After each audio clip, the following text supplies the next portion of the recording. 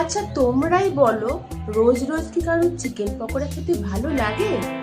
তাই আজকে নিয়ে এসেছি দুর্দান্ত চিকেনের একটা স্ন্যাক্স রেসিপি। আমি এখানে 200 গ্রাম চিকেন সেদ্ধ করে কাঁটা চামচের সাহায্যে ছাড়িয়ে নিয়েছি। একটা আলু সেদ্ধ করে নিয়েছি। কুচিয়ে রাখা পেঁয়াজ, লঙ্কা, লবণ ও গোলমরিচ অ্যাড করে দিলাম। হাফ চামচ আদা ও 1 চামচ রসুন বাটা অ্যাড করে দিলাম।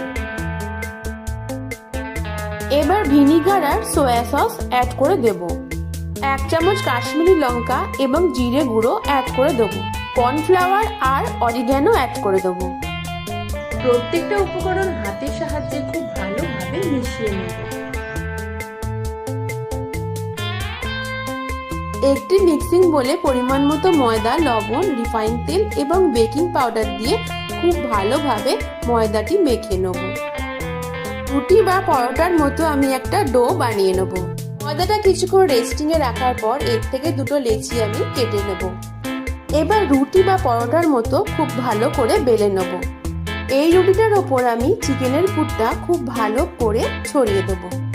এবার রুটির চারপাশে অল্প অল্প করে জল হাত দিয়ে আমি রুটিটা রোলের মতো ফোল্ড করে নেব এবং রুটির দুপাশ খুব ভালো করে মুড়িয়ে নিতে হবে।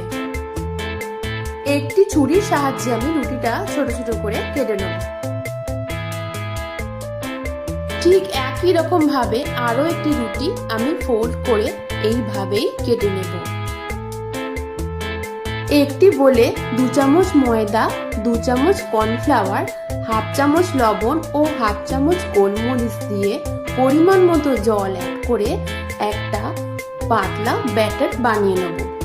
কড়াইতে রিফাইন তেল হালকা গরম করে কর্নফ্লাওয়ার ময়দার ব্যাটারে স্ন্যাক্সগুলো খুব ভালো করে চুবিয়ে নিয়ে আমি একে একে স্ন্যাক্সগুলো ভেজে নেব। গ্যাসের ফ্লেমটা হাই টু মিডিয়ামে রেখে স্ন্যাক্সগুলি ভাজতে হবে। হাই ফ্লেমে ভাজলে স্ন্যাক্সের ভেতরটা কাঁচা থেকে যাবে। একদিক ভাজা হলে অপর দিকটা গোল্ডেন ব্রাউন করে সেম ভাবে ভেজে নিতে হবে। তৈরি হয়ে গেল চিকেনের একটা লোভনীয় স্ন্যাক্স। তোমরাও একদিন বানিয়ে দেখো, কিন্তু চিকেন প্যাটিসের থেকে কম কিছু নয়।